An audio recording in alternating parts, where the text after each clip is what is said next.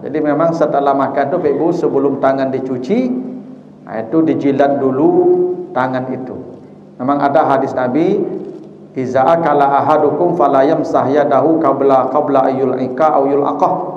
Bila kamu makan, jangan mencuci tangan sebelum dijilat atau dijilat orang. Mensyukuri makan tu Pak, terasa nikmat makan tu Pak.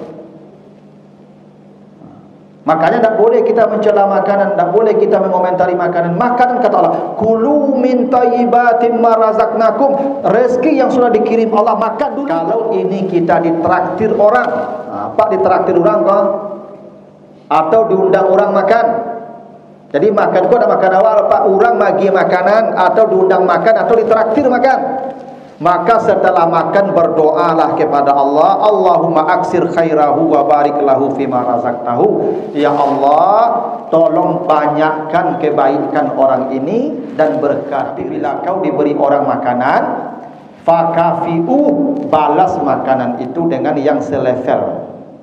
Ibu kalau diantar orang misalnya kan goreng ayam, habis itu buat lu beli ayam antar lagi. Jadi ibu lah tiga piring kosong lagi balik-balik naik. Kan balik piring kosong lah tu Pak. Balas piring itu, jangan piring kosong balik kan. Kau doa. Nah jadi begitu. Jadi apa kalau ditraktir orang, kalau diagi orang makanan atau diundang orang makan, doakan Allahumma aksir khairahu wa barik ya lahu fima razaqtahu. Pak, terima kasih ya. Ya, terima kasih banyak mengundang ambu, mudah-mudahan rezeki Pak murah, diberkahi, anak-anak saleh. Dah itu Pak. Dah sana ngati orang doa itu Pak. Itu adab begitu tu. Lah sudah makan tu jangan. Kalau makan yang haram kata Nabi, man akala luqmatan minal haram la yaqbalullah salatahu arba'ina laila. Kalau dia makan yang haram sesuap yang haram dia makan, ditolak ibadahnya 40 hari.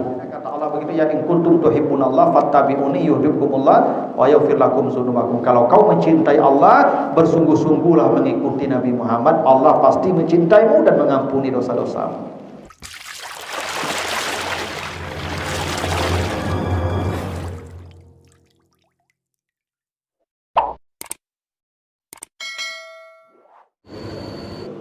Alhamdulillahi Rabbil Alamin. Assalatu wassalamu ala asrafil anbiya'i wal mursalin wa ala alihi wa ashabihi ajmain. Bapak, ibu-ibu, kaum muslimin, jamaah subuh yang dimuliakan Allah, kembali kita bersyukur kepada Allah atas segala karunia-Nya. Salawat dan salam untuk Nabi kita Muhammad sallallahu alaihi wasallam. Bapak ibu yang saya muliakan, kembali kita lanjutkan pembahasan kita tentang adab makan. Masih penjelasan surat Al-Mu'minun ayat yang ke-51. Kata Allah, ya ayyuhar rusul kulu minat thayyibat wa'malu shalihan. Wahai para rasul, makanlah yang baik-baik dan beramal salehlah. Jadi makan yang paling baik itu makannya para rasul. Hingga makan itu tidak hanya mengenyangkan perut, tetapi juga menjadi amal saleh. Makan itu berpahala dan menjadikan pelakunya menjadi saleh pula karena makan yang baik. Nah, kita sudah bahas seperti apa makannya Nabi. Kita bahas dua adab sebelumnya, adab sebelum makan, adab ketika makan, dan sekarang kita bahas yang ketiga, adab setelah makan. Ya, seperti apa Nabi mencontohkan ya adab setelah kita makan. Dalam kitab Ihya Ulumuddin diceritakan bagaimana itu Nabi makan dan mengajarkan makan kepada kita setelah makan. Pertama, wa huwa ayyumsika qabla syaba'. Jadi diceritakan Nabi itu menghentikan makan sebelum kenyang. Ini sunnah Nabi, Pak. Jadi Nabi itu menghentikan makan sebelum kenyang. Nah, itulah bahasanya Pak ya, makan sebelum lapar, berhenti sebelum kenyang. Jadi maksudnya sebelum lapar betul makan, dan sebelum penuh sudah berhenti. Nah, kalau dakwah Anda Pak, makan berhenti kok lah kenyang. Ya Pak ya. Lasa kanyang-kanyangnya Pak, ndak do tampil baru berhenti. Nah, kalau Nabi tidak sudah terasa kenyang dan belum terlalu full, tapi sudah kenyang, tapi tidak full. Nah, karena begini Pak, kalau kebutuhan itu kan sebenarnya tidak terlalu banyak. Cobalah Bapak Ibu Ramadan, ya, Bapak Ibu puasa Ramadan, itu waktu berbuka itu dapat seseru roti cie IT sekali. Padahal tadi Pak waktu puasa tak tanggung lapanya loh Pak. Tapi begitu berbuka dapat roti satu, dapat air satu gelas itu, sepertinya selesai. Tidak ada lagi yang tadi itu. Nah, ini menjadi bukti kebutuhan makan itu sebenarnya tidak banyak. Kalau ada orang banyak makan bukan kebutuhannya Pak, kesenangannya itu. Jadi orang bertambur 3 kali itu Pak, itu tidak kebutuhan itu Pak. Ya, sampai 3 kali ya bertambur Pak. Ada di rumah makan itu Pak, bertamburnya 2 Pak. Nah, itu tidak kebutuhan itu Pak, itulah kesenangan namanya itu. Nah, jadi Nabi itu kalau makan sebelum terasa kenyang betul, Nabi sudah menghentikan makanannya.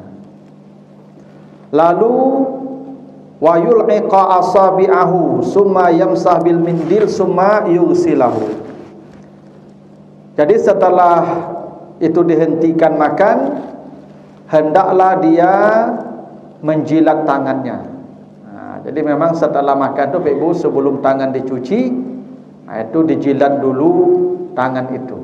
Memang ada hadis Nabi, iza akala ahadukum fala yamsah yadahu qabla ayyul'ika aw yul'aqah.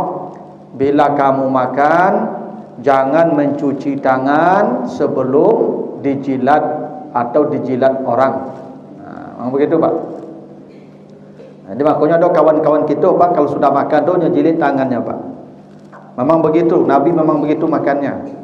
Cuman karena kita ni tidak biasa, beko tampil orang makan bersama beralih buat cuba situ Pak, agak lain cari orang kawan. Karena tu dia agak-agak aja Pak. Tapi kalau makan di rumah mungkin bisa tu Pak. Apa maksudnya tangan dijilat? Hingga Nabi itu mengajarkan hingga yang menempel di jari-jari pun dimakan. Tidak ada yang terbuang Pak. Kan biasanya di jari itu banyak Pak, apalagi kalau kita makan nasi pakai kuah Pak, itu banyak di jari itu menempel begitu Pak. Nah, oleh Nabi yang menempel di jari pun tidak boleh dibuang, tetap dimakan. Itu rahasia menjilat tangan itu Pak. Tidak boleh ada sedikit pun makanan itu yang terbuang hingga yang menempel di jari pun makan.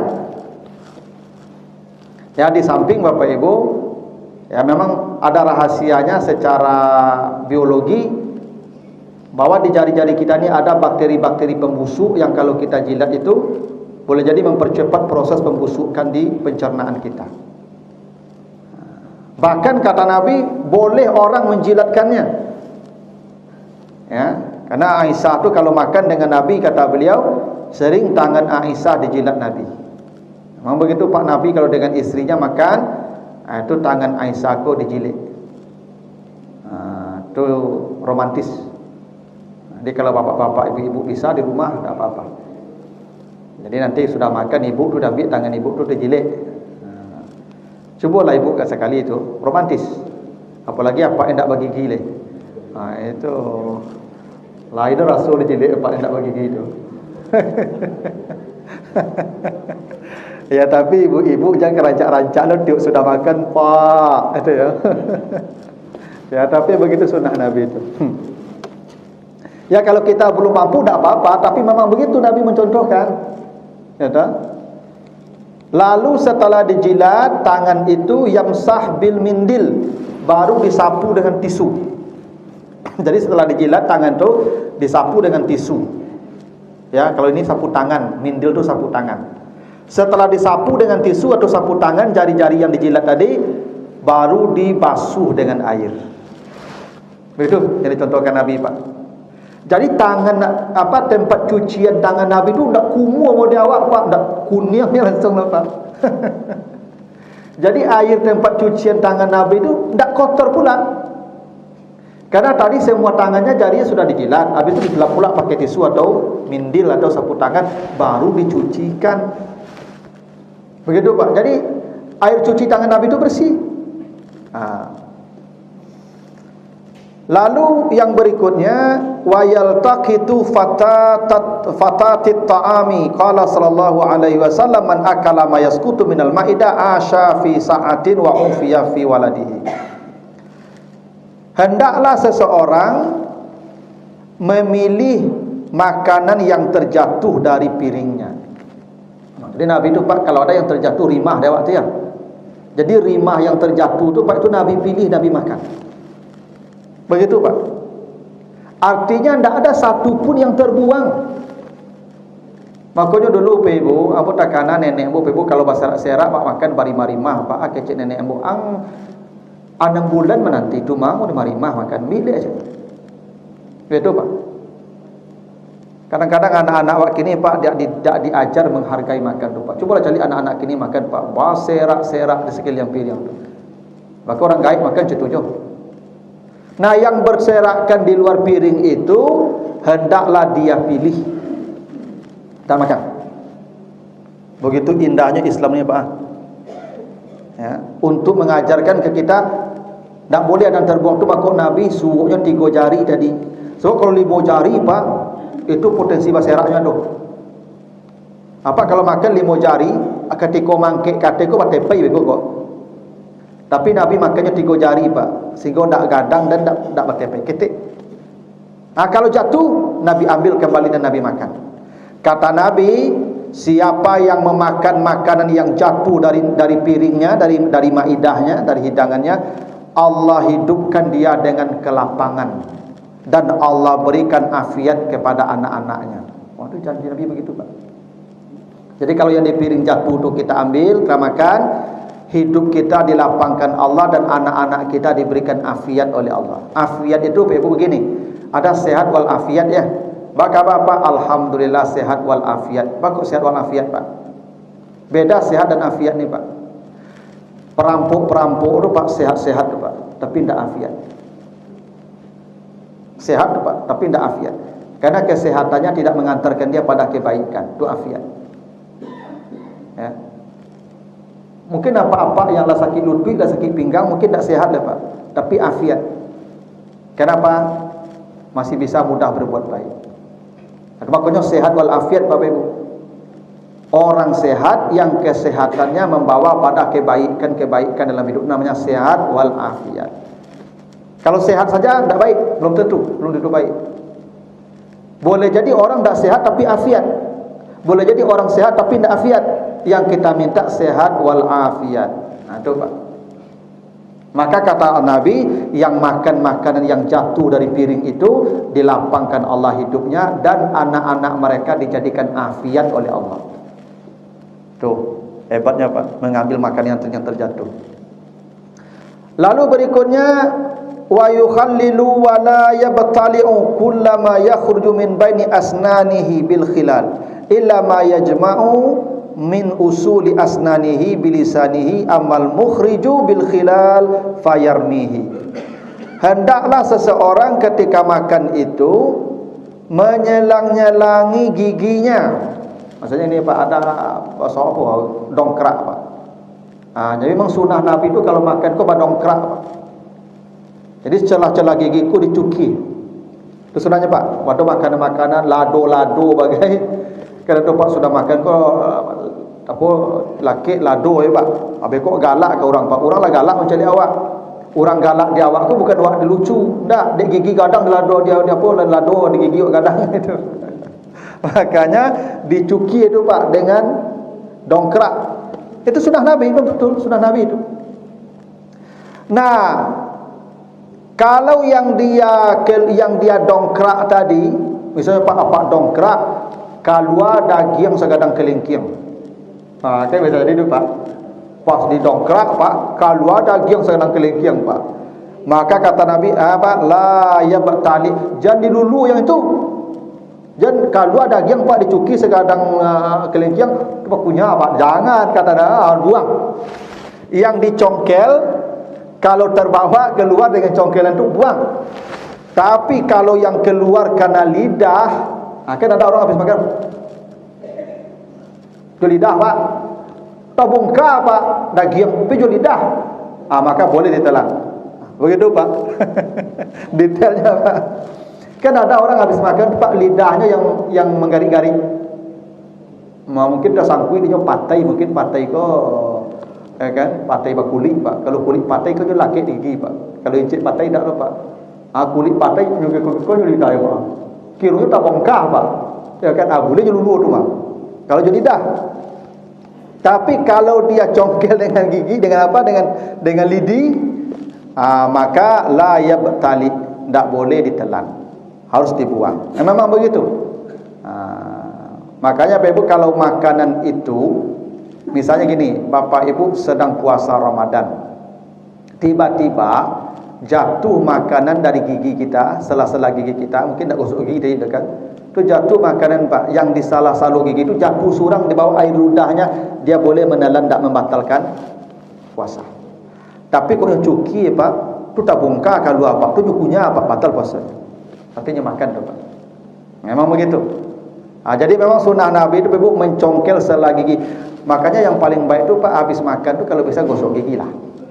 Itu yang paling baik. Karena kalau dengan bundar gigi kan akan dibersihkan sela-sela gigi itu Pak. Memang begitu. Lalu setelah itu wal yatamatmat ba'dal khilal. Setelah tadi dicuki, gigi-gigi tadi dicuki, didongkrak, maka hendaklah dia berkumur-kumur setelah itu. Itu memang begitu Pak, Nabi ajarkan makan. Jadilah dicuki sadonya Pak, lah berasi selalu gigi itu ambil air kumu-kumu. Ya. Kumu-kumu. Gitu. Dan airnya tu ditelan. Telan, air kumu-kumu tu kita. Ya enggak apa-apa kan. Wa ayul ikal qas'a wa yashrabu, ma setelah itu hendaklah dia siram ya piringnya tadi dan meminum airnya. Masyaallah Pak.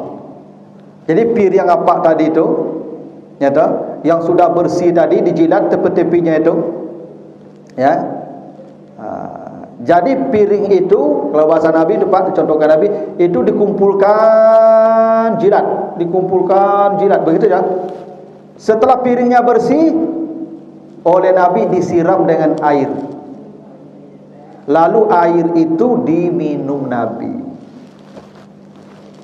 Air cuci piringnya itu diminum. Tentu airnya itu bukan air kobokan ya. Bukan air yang air minum ini. Ya kan? Itu Bapak Ibu di bahasa kita digoyang piring tu. Berasian sadonya diminum. Hingga diceritakan Bapak Ibu Nabi itu kalau makan seperti apa piring Nabi itu bersihnya sebelum makan, seperti itu pula bersihnya piring Nabi setelah makan. Seperti apa sebelum makan piring Nabi bersih, seperti itu pula setelah makan bersihnya Pak. Jadi istri Nabi itu tidak payah mencuci piring Nabi ya Pak. Karena seperti sebelum makan juga tu piringnya bersih. Tidak ada yang tersisa. Jadi tidak coba apa makan. Ibu-ibu kalau sudah makan apa kan merasai menyapu, mengumpul rima, mencuci piring. Kalau Nabi tidak apa bari manda ya tu piring pun tak kumuh pula sudah makan tu. Masalah Pak. Sempurnanya ya contoh yang diberikan Nabi itu Pak. Ya, andai ibu-ibu dapat suami citulah makannya tu dapat makan siapa tu hari dah Allah ya tu. Dah kamu menyusah bentuknya lah. Jadi begitulah Pak.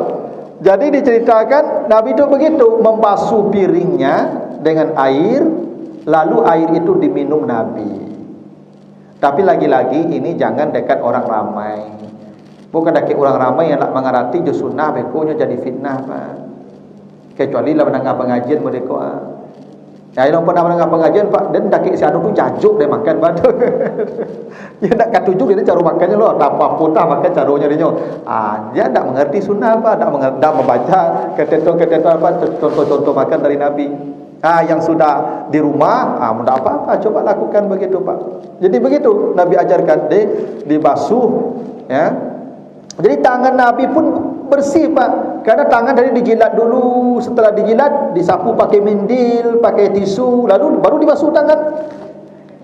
Nanti piring tadi juga begitu, masukkan air, dibasuh dulu, diminum pula airnya.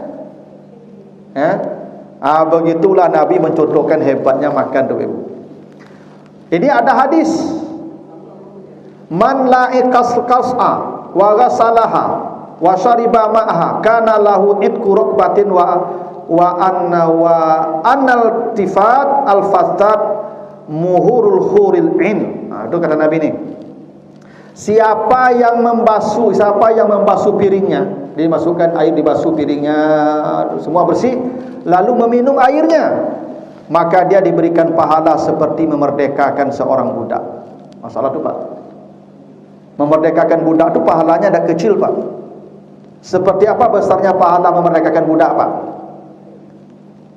Dalam hadis yang sahih, kalau ada orang melanggar di siang Ramadan, dia berhubungan suami istri, maka kafaratnya dia harus memerdekakan budak. Jika dia tidak mampu memerdekakan budak, dia puasa 2 bulan berturut-turut. Artinya apa itu Pak? Memerdekakan budak, you puasa 2 bulan berturut-turut, itu setara. Kira-kira begitu. Kan siapa yang melakukan hubungan suami istri, kata Nabi, wajib kafarat puasa memerdekakan budak yang pertama. Kalau dia tidak mampu memerdekakan budak, maka puasa 2 bulan berturut-turut. Apa maknanya itu? Puasa 2 bulan berturut-turut ini selevel nilainya dengan memerdekakan budak.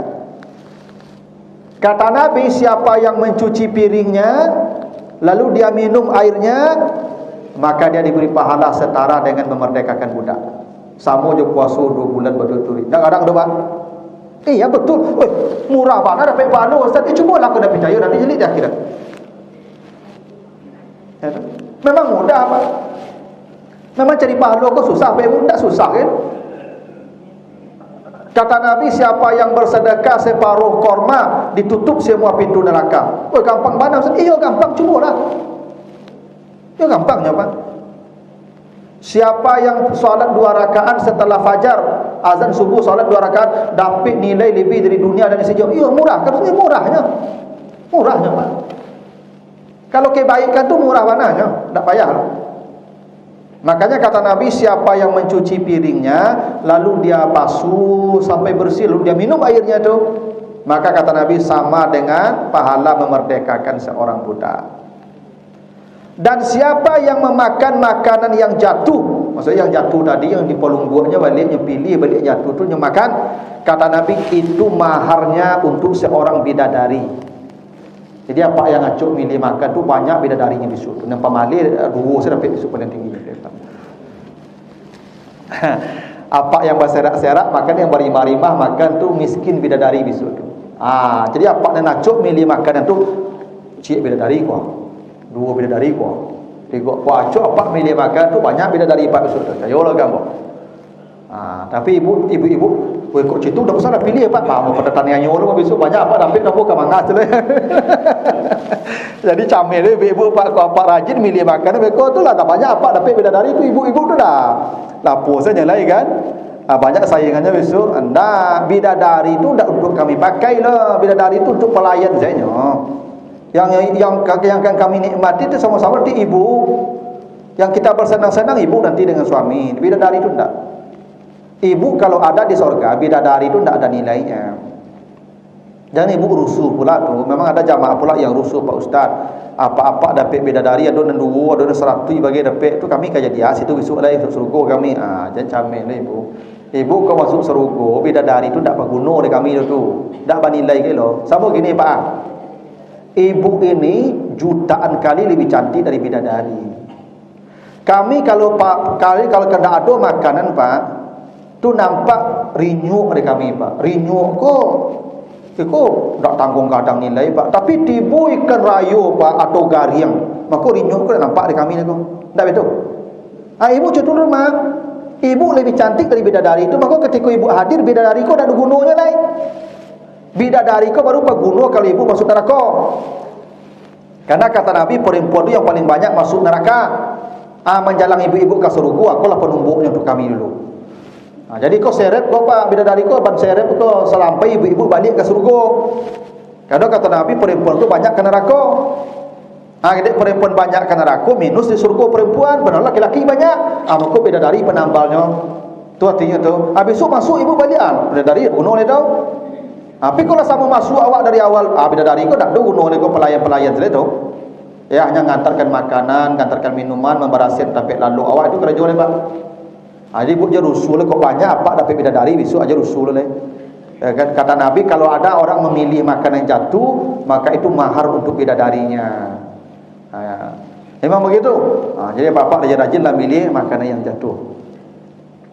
Lalu wa an yashkurallah wa ayashkurallah ta'ala bi qalbihi ala ma at'amah fayarat ta'am ni'matan minhu qala ta'ala kulu min tayyibati ma razaqnakum washkuru lillah. Kata ini yang paling penting ni, hendaklah seseorang bersyukur kepada Allah atas makanan yang telah diberikan kepadanya.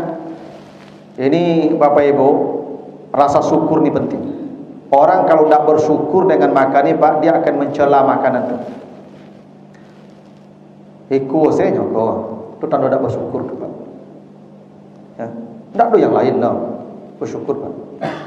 Iko saya, patah iko ya sabar. Tak bersyukur tu pak. Iko bangit itu sabar ke kau? Tak bersyukur pak. Ya, apa yang ada pak makan. Kalau pada syukur diam, tinggalkan. Tapi jangan mencela atau mengomentari makanan, itu tidak bersyukur. Maka kata Nabi, bersyukur kamu dengan makanan itu. Aku anak-anak yang banyak kok pak. Kadang latak-latak makan, tak niyo lo. Tu anak kata tujuh dia. Itu ayolah mabuin sebentar. Itu tak boleh. Inyo tak niyo tu di parunya kanyang mah. Kok lapar jukunya awek kau tu mah. Tunggu lapar lah ya makannya. Itu pak. Maka kita disuruh bersyukur. Kata Allah, kulu min thayyibati ma razaqnakum washkurullah. Makan saja apa yang Allah berikan dan bersyukur. Itu perintah Allah begitu. Yang diberikan Allah makan dulu kata Allah, dan bersyukurlah dengan makanan. Bapak kalau jadi orang di negara-negara konflik tu, negara parang tu nasi tong sampahnya makan tu. Lama aja makannya pak, nasi tong sampah tu pak begitu, dan nyo bersyukur je makanan. Ambo pana ketika di kampung lebih ambo kubalu kabau. Ada kawan menyabi pak, menyabi umpui. Kami menyabi umpui jauh-jauh tu pak, tu buat nasi. Ada apa-apa kawan sama menyabi umpui, kupang buat nasi sasumpi tu sumpi pak ibu. Ada sumpi namanya dari pandan dari adu pak tu Anyaman. Ada. Itu sasumpi tu pak, 2 piring lagi 3 piring di situ mah. Ya pak. Sambanya apa pak? Sambanya sabu ari. Tahu pak ibu sabu ari? Karambi ko di kuku. Tu diletak di batu lado, tu digiling di batu lado, tu dirandang sampai kariang. Tu sabu ari orang menyinso kan ada sabu-sabu ada pak. Tu sabu ari yang di kampung ambo tu pak. Tu sambal orang paling miskin tu pak. Ndak ada orang miskin tu, sambanya itu tu. Karambi ko digosok ke batu lado, tu dikariangkan di kuali. Abi cubi. Ambo cali ketika makan apa tu pak, yo dak pasti susah sumpit tu makan tu pak.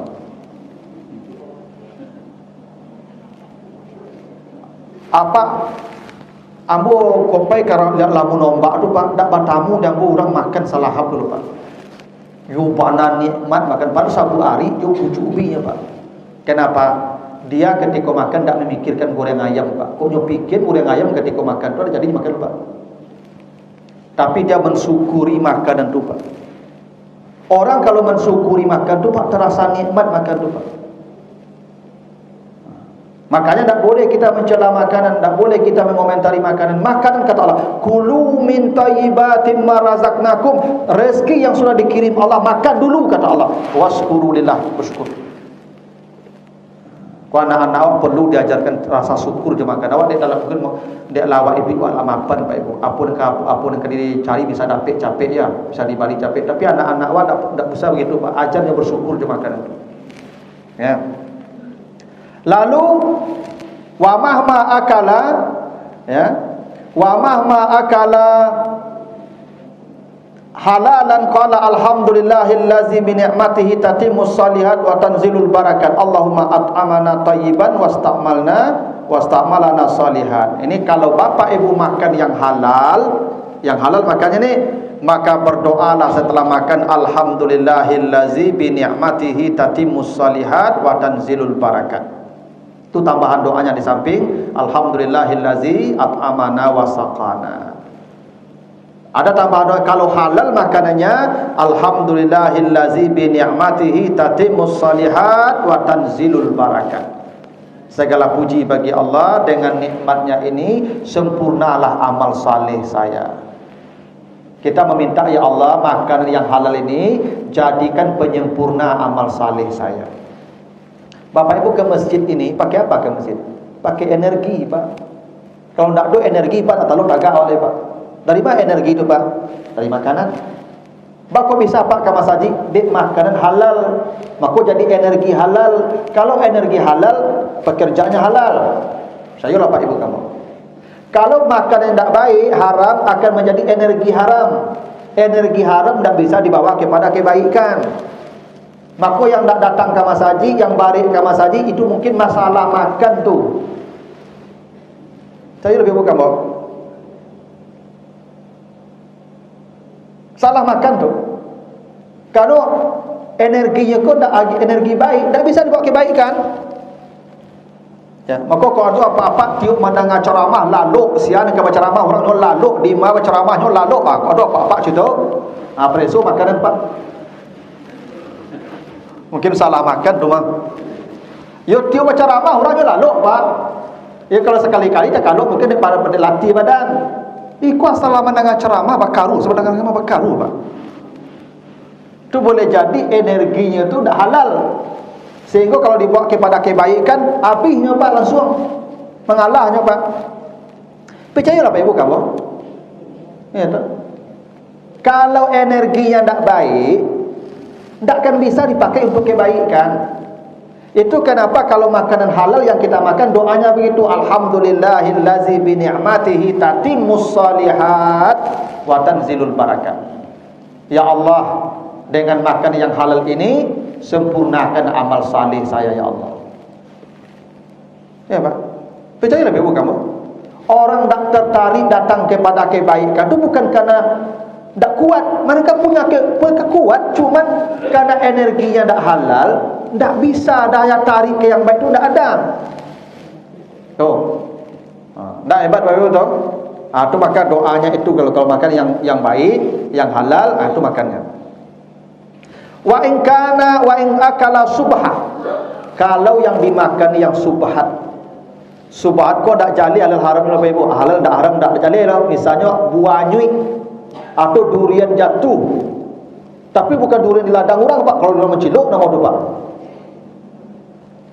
Durian jatuh di ladang orang tu Pak ambil tu menciluk nama tu Pak. Itu adat Jawa yang salah kok Pak. Durian jatuh kok punya orang nan lewat. Itu adat dari mana tu Pak? Durian tu jatuh, punya tu jatuh di ladang orang, buahnya apa batangnya milik orang, minta ke orang punya tu. Kecuali durian tumbuh di hutan lebat, di hutan belantara, ayo pilih orang bersama tu Pak. Tapi kok durian ditanam orang di ladang orang, tu aku punya awak jatuh Pak. Tu haram tu Pak. Aiko durian ko di ladang orang jatuh bergolong-golong ke bawah Pak, tibu di dalam lubang tak tampak buah batangnya le Pak. Atau mungkin anyui ke batang air durian ko Pak, anyui tapi dawa antara durian siapa? Tu subhat nama itu Pak. Ya, tu subhat nama itu Pak. Subhat ini tidak halal, tidak haram.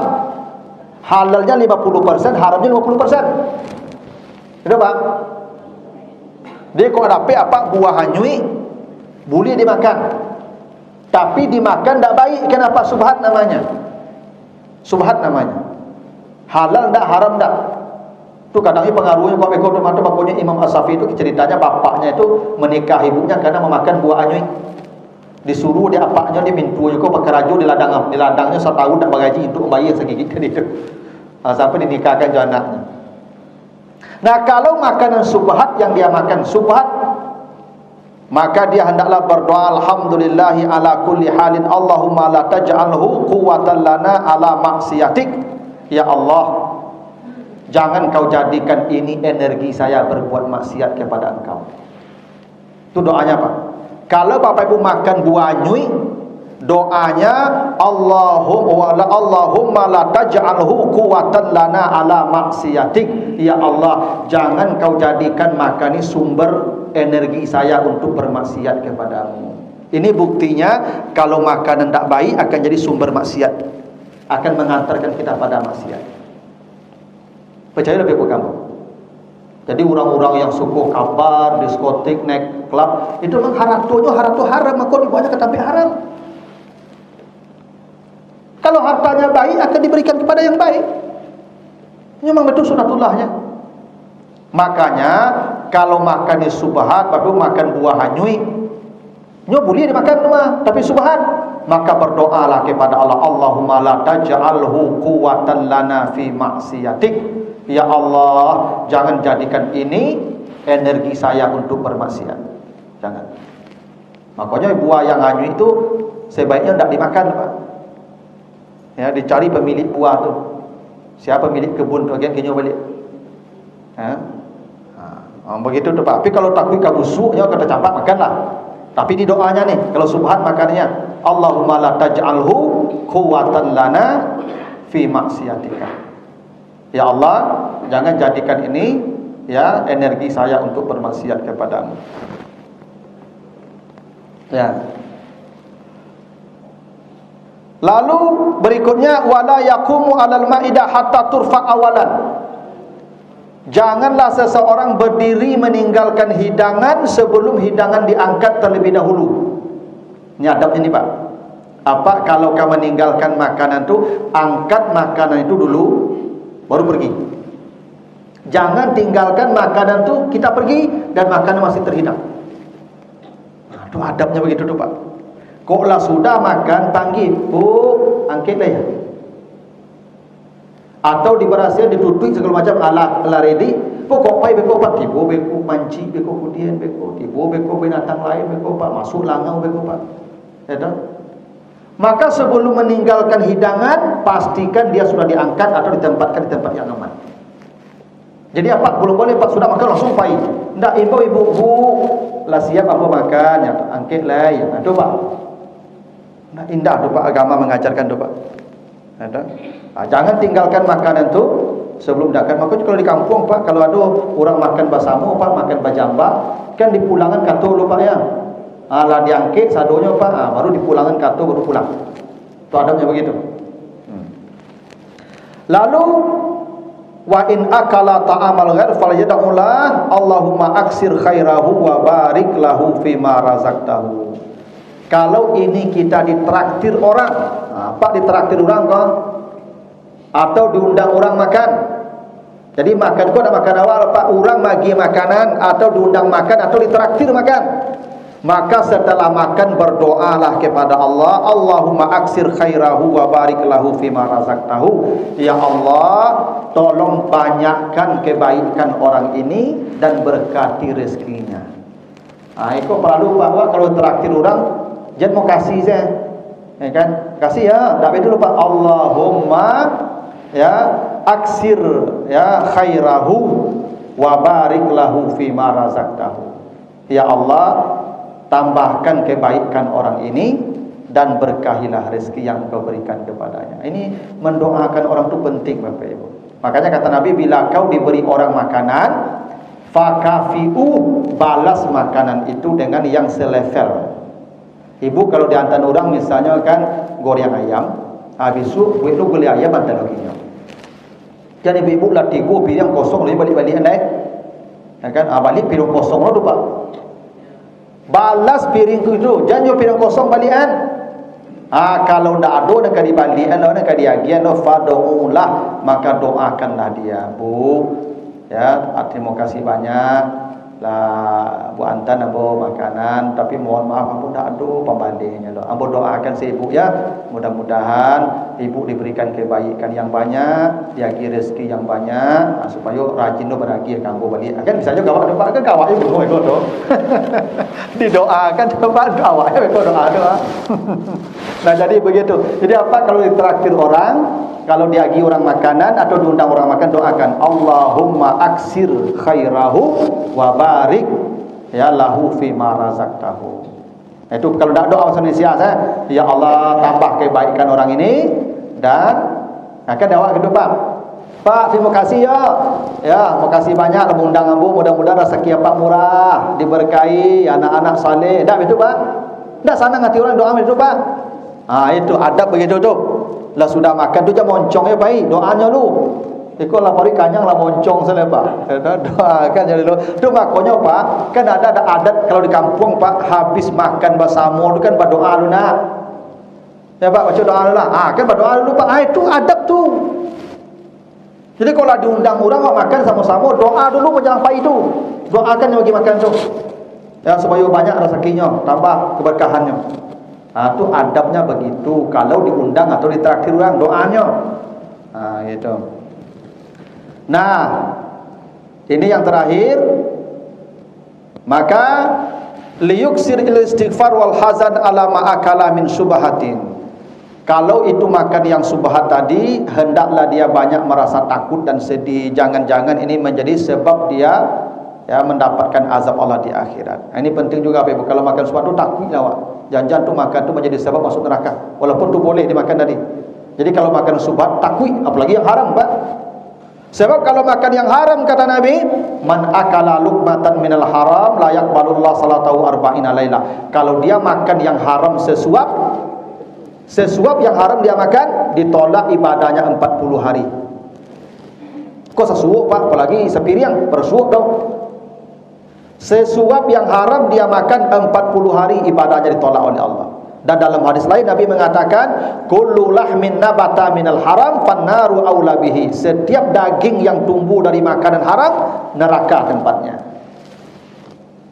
Maka kalau kita makan subhat, hendaklah kita merasa cemas dengan azab Allah. Apalagi makan haram.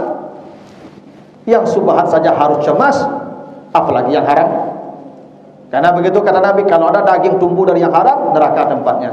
Itu makanya Bapak Ibu kadang-kadang Allah sayang kepada hamba supaya dagingnya tidak masuk neraka, dibuang daging itu di dunia dengan datang penyakit. Aku punya kawan Bapak Ibu sedang sakit kini, Bapak Ibu, Masya Allah, pada tinggal kulit pembalik pulang saja, Pak. Entah adu daging sakit Allah ni, Pak.